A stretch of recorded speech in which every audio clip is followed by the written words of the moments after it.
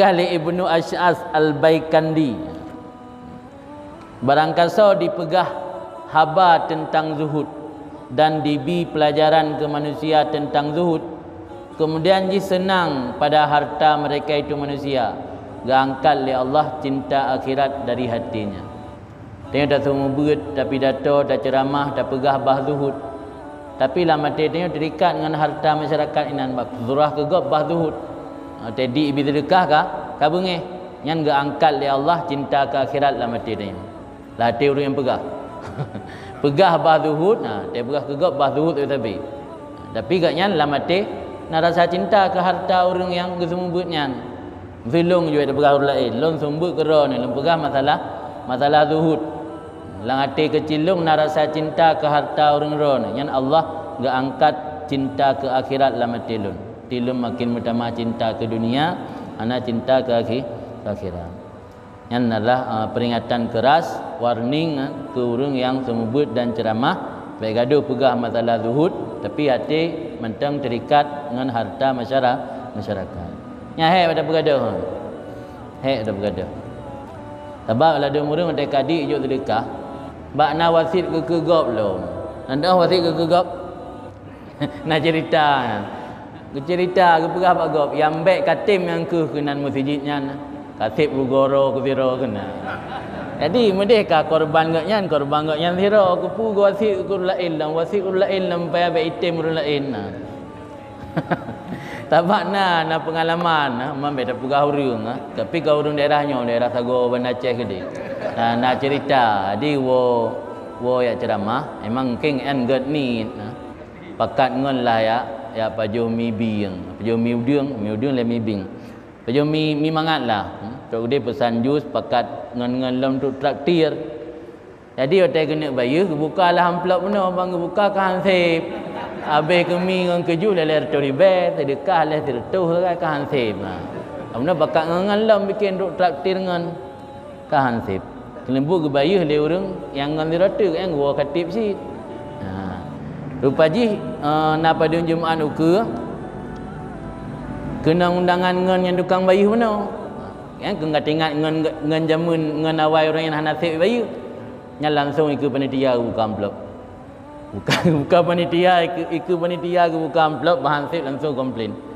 Nya hansip duno. Lung ku jang motor ka. Nak ku mengon long. Memang ana tengok pegah tanya sebab meno ji. Ibarat kembali ke persoalan ini, tanya dalam tersampaikan masalah zuhud, nyo na ancaman ini, mio tekedi lam ati mentang na rasa galak ke harta masyarakat, harta manusia, nya Allah ge angkat ge cabut rasa cinta ke akhirat lam ati tanya. Tapi sebalik ji mio tanya bisa udip zuhud dalam dunia, Allah ge kirim sira malaikat yang malaikatnya ge tanam hikmat lam ati tanya. Ge tanam hikmat. Maka je hitubit kata-kata hikmat. Kata-kata hikmatnya hanya dah pegat-pegat. Kata-kata hikmatnya sama semacam ilmu laduni. Ji ata ge ilham ge curahkan li Allah lam hati hamba-hamba pilihan.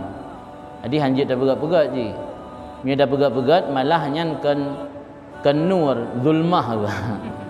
Jadi nak dengar haba Imam Haddad kali pernah lembah-lembah lagi. Haba Imam Haddad kalamu ahlus sidqi wal ikhlas nurun wa barakatun wa in kana ghaira fasih.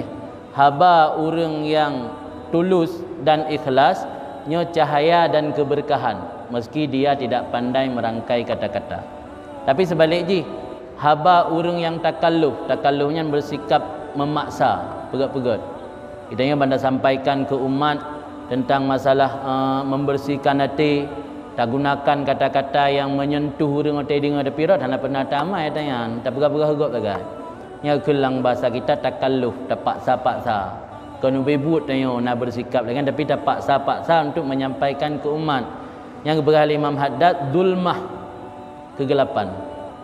Meskipun memakai kata-kata yang fasih. Pandai memainkan kata-kata. Tapi zulmah, mana zulmah arti kan terang. Jadi dia dah pegah hidup latih orang. Orang mangai dengar pun nagai. Nah, kita marah punya unun, tebik punya wi. Ilung nyan lelung baca haba Imam Haddad nyan najujuk ke sebuah jawaban watai narun demayang pakan makin le majlis urang hana mubah. Majlis ukut jaino. Kadang-kadang dalam sebuah kampung truk berdembuh na majlis. Nyata banding dengan zaman urang semubutnya mupak-pat. Megah dia tena ber ini rata kampung na urang yak ber rata kampung na majlis tip Jumaat na majlis.